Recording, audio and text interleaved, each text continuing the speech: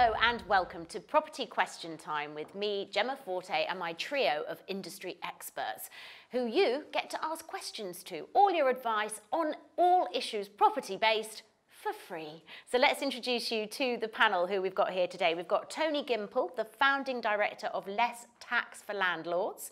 We're also joined by Chelsea Wright. Now, Chelsea is an investor and developer, and you are from C. Wright Developments. Thank you. And last but not least, we've got Paul Higgs, who over the years has done a bit of everything really. Training, he's a chartered surveyor, he's a developer, and of course, the chief exec of the Millbank Group. Welcome along, all of you. Okay, I'm going to start off with a question for you, Tony. So it's quite a simple one, this one. Well, at least the question is. Is there a case for all life insurance policies to be placed in trust? Absolutely, and it's one of the few remaining cases where trusts are the most effective and tax efficient thing to use. Okay. The benefit of a trust, it's a separate legal personality. Maybe a piece of paper, but it has its own life. By placing life insurance in trust, it will pay out free of tax and before probate is granted. You have to be a little bit careful if you're dealing with high value policies. If each policy is worth more than $325,000, the amount one can typically give away free of inheritance tax, then it's best to have the policy segmented and you have a series of sequential trusts for each segment of the policy. Okay. But a very tax efficient and practical way of doing things. Okay. All right. Well, thank you. I mean, that's so your area of expertise exactly, isn't it? For a change. Right, moving along to Chelsea. Now, somebody here says, now it's quite an interesting question actually, how much should someone have in available funds to start investing in property? And what kind of properties should a beginner start with? It's a great question for you, isn't it? Because you really sort of started with just one property and developed, didn't you, yourself? Yeah, so I bought and flipped properties to make up my honeypot, if you like. Since watching the programme, I've read about crowdfunding opportunities, which would be a smaller amount. But I think initially, if they were going to buy to either develop or buy to let, the minimum deposit is 25%. And then it will be down to what kind of property they could afford. So if we wanted to cover more bases and take an easier option, ideally we would like a modern 3-bed family home perhaps, less maintenance issues. We would cover more bases with potential tenants, so hopefully we'd be let more often.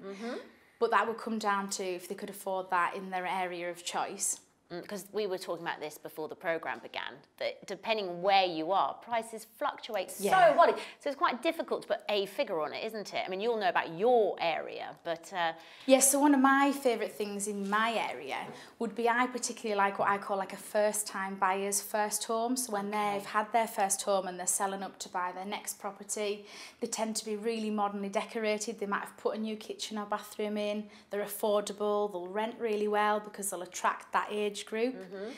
So I would say that we would need to think about what kind of tenant we're going to go for and what we can afford in the area, and it might be worth saving up a little bit longer and holding out for the bigger deposit to get the better property. Okay, and we should say as well, your area is Cumbria, right? Yeah. Yes. And another nice idea would be that if they wanted to build a bigger portfolio, they could definitely buy something that they could save and develop, improve, sell on, or even release more equity for it in the future. So they need to look really at the bigger picture. Why are they investing in property and what long term do they want to get out of it? Okay, and maybe also because it's difficult to say a figure, maybe we should say what you should be thinking about. So you've got deposit, you've got legal fees. What am I missing out? What else do we need to cover? Well, it's nice to have something aside as well if there is any maintenance issues or if we have a time where there's no tenant in the property because if we've got a mortgage to pay. So it's not just the deposit and that's it. Contingency fund. Yeah, to make things safe. That sounds. I know people like to have a few months what the mortgage would be in the bank just in case. Well, interestingly, under the new mortgage rules, lenders will be looking at how you're going to cope with voids.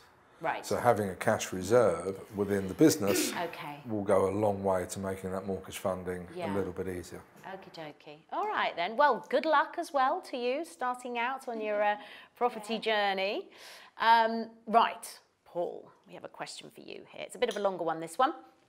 This person says they are planning to convert a stable block on land that is part of their parents' house. So they're buying the land off their parents. I've successfully applied for planning permission and was wondering what the best next step was. Should I start to look at brokers for mortgages, or does the land need to be separated first? So does anybody have any experience of self-build mortgages with recommendations or things to avoid?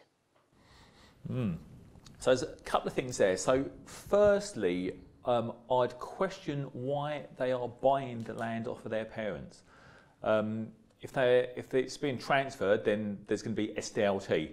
So, you know, most of us probably don't like paying tax that we don't have to.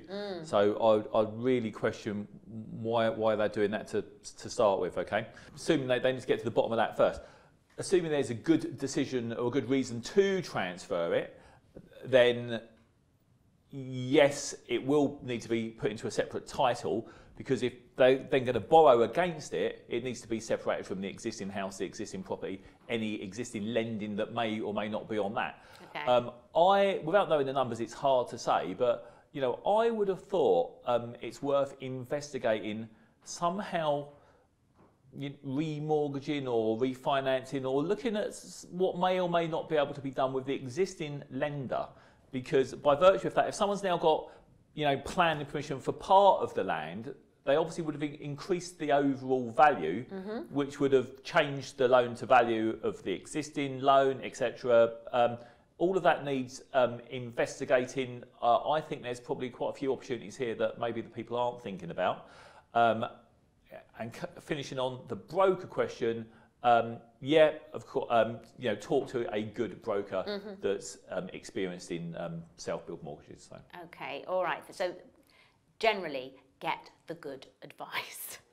What's the common theme here is that people have a really good idea, but they don't 100% know. And it is such a quagmire, isn't it? I mean, I don't know, when you started out, Chelsea, did you find it quite a simple process, or were you just working out as you went along? Or who did you find was the best person to go to advice? Well, I question everything. Everything. So I'm one of those people. Yeah. But we've done something similar. The property that I have as my family home, the stable blocks were already converted into a bungalow. Right.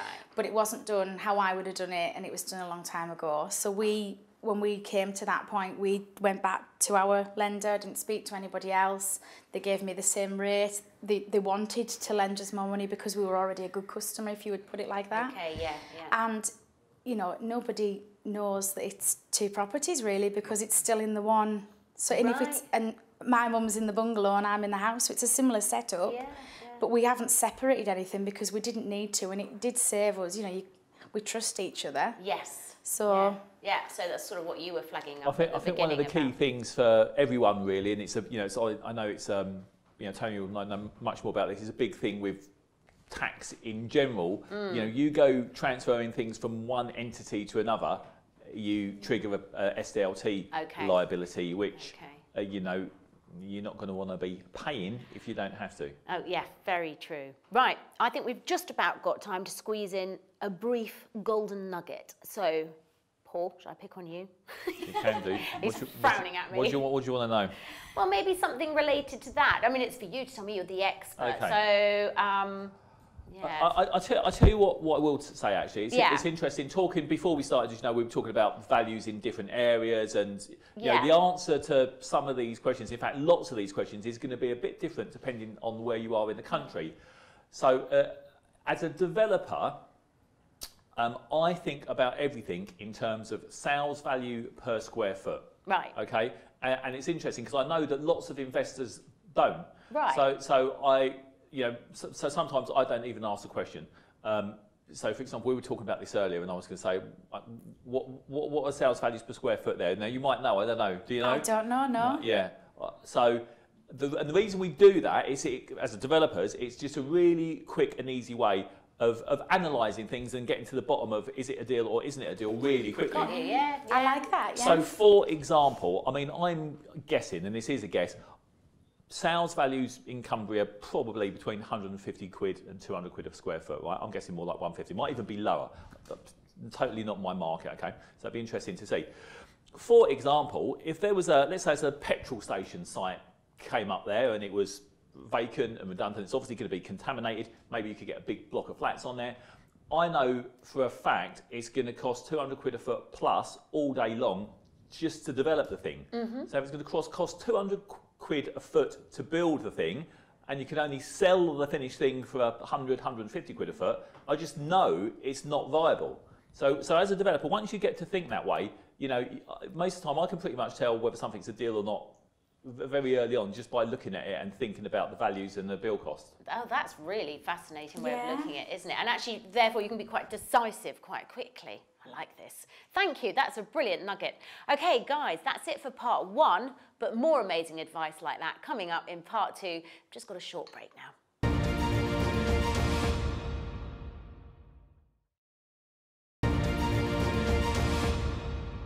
Welcome back to part 2 of Property Question Time with me, Gemma Forte, and Tony Gimple, Chelsea Wright, and Paul Higgs. Okay, so before the break, we had an amazing golden nugget from Paul. So, Tony, I think it's your turn. Can you follow it? Hard act to follow. I suppose the biggest golden nugget is start where you want to finish. Okay. Most people will just have a good idea, talk about it with their best mate, they share the same prejudices and off they go with no clear plan. Okay. The best way for any business, let alone property, is to understand why you are doing it. So if you were going to retire tomorrow or whatever makes you happy, start with that goal in mind. So you've now got 2 fixed points, where I am now, where I want to be, and now you can reverse engineer it. Okay. You've got the right numbers, and you're asking yourself all the key questions: how much, of what, by when, by whom, and most importantly, why am I doing it? Okay. And the why is singly the most important part. Yeah. I guess that's so wise, because there's a big difference, isn't there, between I actually need some more income, in which case you would do one thing, or, you know, I want to retire in 20 years and have something to sell. So that's different, isn't it? Either way, you've got to put numbers on it. How much more income? And if it were 20 years tomorrow, what kind of pension would I be looking for? And then there's the dream, and then there's what you can do. Well, shoot for the moon, blah, blah. Yeah. But at least have something to aim at. Okay, yeah, so a bit of goal setting. Yeah, darkened room, bottle of scotch, cold towel wrapped around your head, and just, That's how I organise my life. How did you know? Well, there was a bottle of scotch on the table. It really did give the game away. It was that towel I had on my head when I turned up. No, but it's really true. And I think that, with no disrespect to anybody, I think when all the property programmes started, quite a lot of people just thought, that looks easy, or oh, that looks quite fun. I love painting rooms, or I like smashing down walls. And then the next thing you know, it's like they're just massively, some people were a bit in over their heads and a bit inspired, but as you say, didn't really know maybe where they were trying to get to. And now you really have to run it as a business. Yeah, there's no easy money to be made anymore, is there, in anything? No. Okay, so Chelsea, a question for you. This person says, I need my bathroom plumbing to be done all over again. Ooh. As when it was first installed, it wasn't done properly, and the company is no longer in business. Maybe not a surprise. It will cost me just over £10,000 to fully fix everything. How do I go about finding the right team for this job, knowing that it will be fixed once and for all? So that's a trick. I mean, that's just saying, how do you find trustworthy tradesmen, I suppose? Yeah. Which I guess you have to employ people all the time. So what's your rule of thumb? First of all, where's he got the £10,000? Is he pricing that, or so? I would kind of put that to one side for now, because we don't know if that's the best. Like, word of mouth, isn't it, for recommendations? So I would be asking around social media at work if anyone's had work done, or if family has. If he has no luck, then there is websites that you can go on, advertise your complete job. And recommended contractors will use those websites. They pay for your details, you as the customer, so you're only going to get genuine people that want to quote and they want to do the work. You can also then see their previous customers' reviews. It's a bit like shopping online. Is it like Trust a Trader? You've got sort of places like that, and there's lots of different ones, aren't there, as well? Other companies do exist. And it is free for you as a customer to use, so that could be something that would be worth doing. And also, I think you're well within your rights to ask the contractor for previous customers' details. If you genuinely don't know them and you don't know of any work they've done, they should be more than happy. I know that when I find someone that's good, I will tell anyone that'll listen, because good tradesmen are like gold. They are. So I think that would be definitely what I would do. Start maybe at work or on your social media and just ask, you know, has anybody had work like this done recently that they would happy to recommend someone? And also, someone that's really good won't be free tomorrow. True. So they will be busy. They'll be worth the wait, I think. Yeah, absolutely. I always find that with a sort of tradesperson, you really find out the cut of their jib, if you like, when there's something goes wrong. And it's the really professional people who, if they've made a mistake, as people do, they go, we will rectify this straight away. You know, absolutely, we'll cover the cost for this or whatever. It's pride in the work. Pride, exactly. And don't just go for the cheapest quote. It's cheap for a reason. If they either undervalue their own time, use poor materials, or don't do a bad job, or do a bad job, that's why it's cost you less money. Yeah, absolutely. So anyway, I hope that the bathroom gets fixed, because they obviously don't want to do it again. And it's so awful that the company's no longer in business. They can't go back to them either. Terrible. But yeah, word of mouth. Word of mouth is so important. Okay, so Paul, now this is interesting. I think we've got this question for you, because I believe you spent some time in Seville in Spain, correct? I did, although... Not just on a holiday. Not a lot of people know that. Not a lot of people know that, exactly. But I did, yeah. Yes, okay, so this person says, I've recently come across land for sale in the Seville area. Yeah. There's development potential for new build houses and already planning permission, but I've never actually been involved in building from scratch. I've invested in property in the area before and was hoping to invest in property in the commuter belt, but I'm not too sure whether I should risk buying land. Any advice? Yeah, so... Yes, I don't know how that question has come about. It's a bit weird that I lived in Seville for 2.5 years. I was semi-retired there, and although prior to that I'd been pretty much worked in development for 25 years. So it's all I've ever done. I know it inside out. You know, got very good at it. However, even though I very soon got bored whilst living in Seville, I would not get involved in development. Right? The reason I believe I've got fairly good at what I do is, you know, I made myself an expert in one thing. I've studied it for years and years and years. I know it inside out. Even with all my experience, to go and do it in a different country where I didn't really know the language, I didn't know the law, I didn't know the rules and regulations. You know, it's difficult enough here without doing it in a country that you don't really understand. So I would be really, really, really careful about getting involved in development in another country, particularly, you know, even if you were massively experienced. So, so that's one thing to say. Another thing to say, having said that, I'll now contradict myself. just before I left Spain to come back to England, a mate of mine came up with a site in Marbella, which we are currently developing. Okay. Right. So the reason so it's for 3 big villas. It's actually an obviously excellent deal. So I'm fairly confident that that's going to be okay. Plus, I know what I'm doing. But the important difference there is Marbella is an international market. You know, it's like central London or Knightsbridge or whatever. You know, people from all over the world want to be there. So it's a very, very different market. So Seville, which is obviously a market that I do know, is not international at all. It's a very cliquey local market. Even if you're in the really good bits, and there's only a couple of them, it's you know, when I was there, when did I leave? I left about 3 years ago now. I came back, and things hadn't picked up there at the time. So, you know, what it's like now, I don't know. But, you know, there were a lot of half-built plots around. There was a lot of land around, even in the very, very best bit. So I'd be super nervous. Have some serious reservations. Well, thank you for your honesty on that one. Thank you. Tony, this person is new to investments and indeed to tax returns. They've got a pension income of $380 a month, And if their investments were to grow at 6% per year, that would be £9,000 a year. I'm nowhere near needing to pay income tax from that income, but am I right in thinking that capital gains tax is what applies to my investments and their growth, and that I'm allowed about £11,000 a year before I have to pay it? Given that I can put £20,000 each year into a stocks and shares ISA, it looks like I can keep clear of paying tax. Yeah, because capital gains tax only occurs when you crystallise the asset. Okay. All the time it's just sitting there. Yeah. It's effectively not subject to CGT. Okay. And then it's only on the gain when you sell it, less the cost of acquisition, less all the cost of running it, and any other breaks that may be available. But it's the wrong question.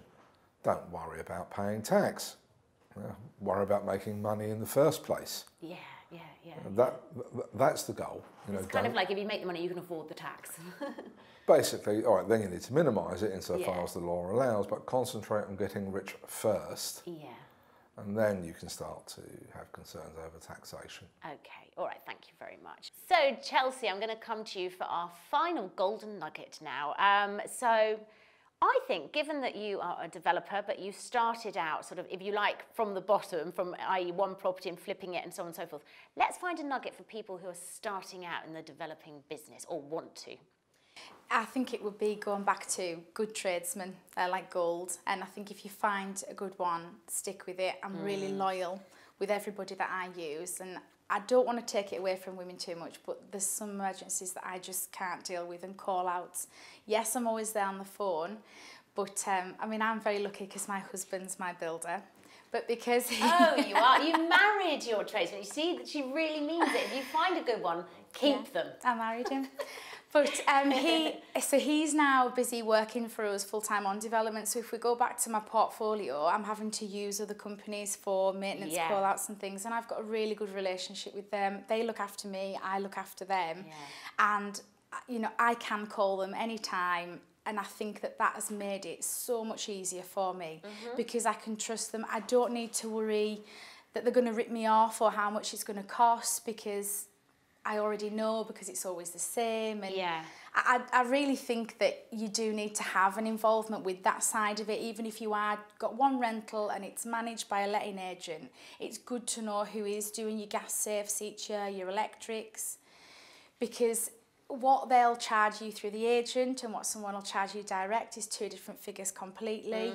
And also you want to know that you've got somebody good doing your gas safe. Too right, yeah. I've been in a situation recently where I bought a property at auction that was already converted, and the guy who'd done the gas safe did it for me again, not who I normally use. And then when it came round to my 12 months and who I normally use, everything wasn't as I'd been told it was. And I'm really by the book. I would never... Yeah, of course. So that was a recent, you know, another lesson I've learned. Yeah. So that's your reputation, isn't it, as a landlord? But nice that you can go home and also go, is this quote sensible? Yeah. You know, that's such a great advantage. You've got to be really careful with things like gas safe and so on. Ultimately, you've got an unlimited personal liability. You know, if the boiler blows up on Christmas Day, so to speak, and the whole family gets wiped out, you will get wiped out financially. Yeah. As well, almost regardless of whether you own them personally, whether you own them in a limited company. Yeah. Because while shareholders have a limited liability, directors, unlimited personal liability. So things like the gas safe, by the book. I think you're so right. And when you do find a good tradesman, like you say, just pay them what they're worth, look after them. And it's a great relationship to sort of evolve. I've got another friend who married a builder, and she said actually he doesn't do any DIY at home because it's like busman's holiday. So he's out working all day, and then he comes out and she's like, can you? And no, I can't be bothered. So her house is like half done. Yeah, no, that's similar to mine. Yeah, fair enough as well. Thank you so much, and thank you for watching this episode of Property Question Time. We'll see you soon for more fabulous advice, and in the meantime, if you'd like to ask us any questions, it's info@property-tv.co.uk, or go to the website, all the W's, property-tv.co.uk. That's goodbye from me and my experts. We have got Tony Gimple, we've got Chelsea Wright, and we've got Paul Higgs. Thank you very much.